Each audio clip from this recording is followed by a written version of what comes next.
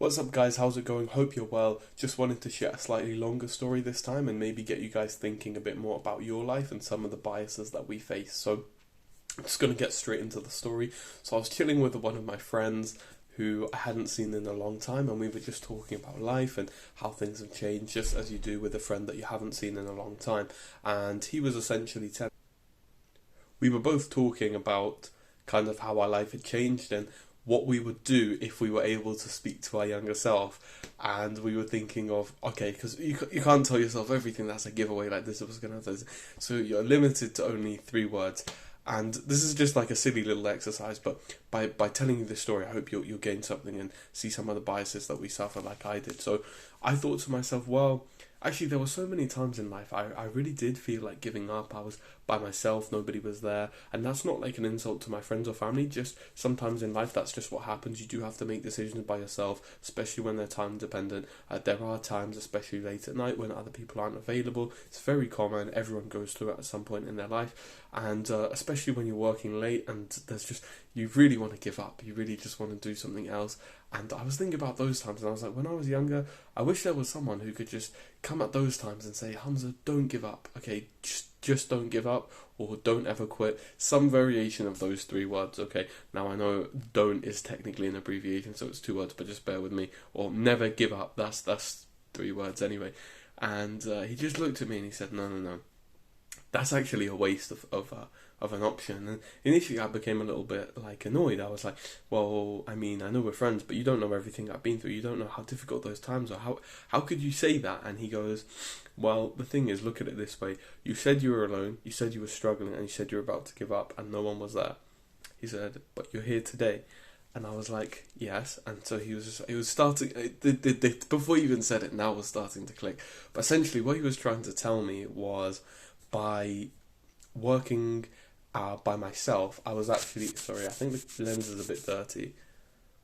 Has that helped? I'm not sure. Yeah, that looks much cleaner. Anyway, so by working by myself, I was actually able to get through all those times. So if I went back in time to those times I found difficult, I was by myself and I got through it anyway. So the point he was making was, actually, the times where you think you need the most help, actually you don't. And this is something called survivorship bias. Now I'm gonna have to look into the story a bit more, but just for the purposes of this video, I do remember actually reading a similar story on Reddit, and it was the phenomenon is referred to as the survivorship bias, that just because you've survived or you've got through a situation, the initial thinking you think got you through it, actually it was something that you were probably subconsciously unaware of.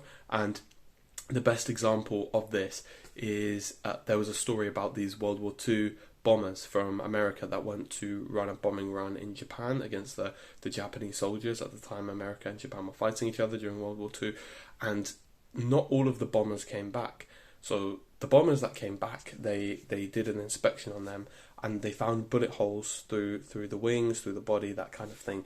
And some of the engineers were like, well, it's really simple, this is what we do, guys, we're just gonna put armor where the bullets went through, and that way our planes will be stronger, and next time there's not going to be as many casualties, but we're going to be able to bring more planes back, incur less casualties on our side and inflict more damage on the other side. I think one of the engineers, he was called Wald. I'll just have to double check that again, and I'll update that in the description and potentially a link to the Reddit site. I hope this story is true. I remember looking into it at the time and it was true, but if it's not, at least it will give you the point of the story. So Wald, one of the lead engineers, he comes down, he goes, no guys, that's actually wrong. And everyone said, what are you talking about? Like, it's very obvious. The planes have bullet holes in, we just put the plates where we put the increased armor plating where the bullet holes are. He said, no, that's all wrong. So he said, his logic was, put the plates, the increased armor plating, where the planes don't have any bullet holes. And everyone was confused. And he said, because all of these planes, all of these bombers were able to, conduct the attack and come back despite suffering those losses.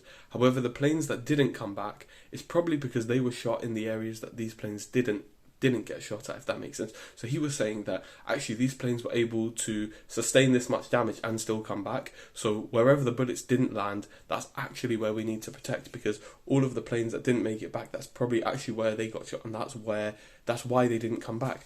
And actually, that's like a really clear example of survivorship bias, that just because we got through a situation, we think that our conscious thinking or something like that got us through it, but actually it was our subconscious getting us through it at the time. And although those examples aren't quite parallel, I hope you can appreciate the lesson running through it, which was the survivorship bias. So if I had to actually go back in time, it got me then thinking, actually, I didn't... Me and my friends, we moved on to a different topic of conversation by this point. This topic was old, just kind of one of those hypotheticals. But it did get me thinking, what 3 words would I give myself as a lesson if I could only say 3 words when I go back in time? And I did really have to think about it, because obviously don't give up or never give up, that wasn't really going to work, or it wouldn't really be useful.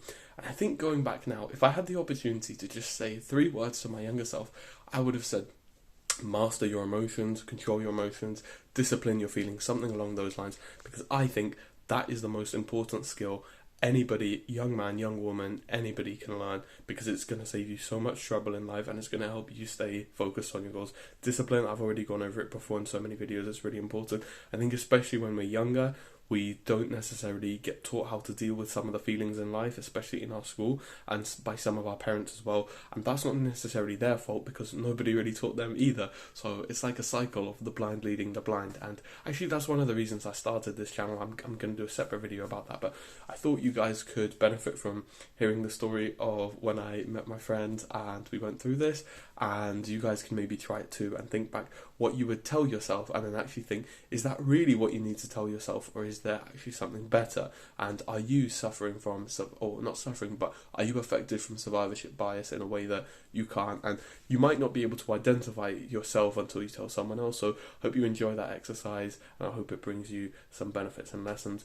Take care, peace out, follow for more amazing content.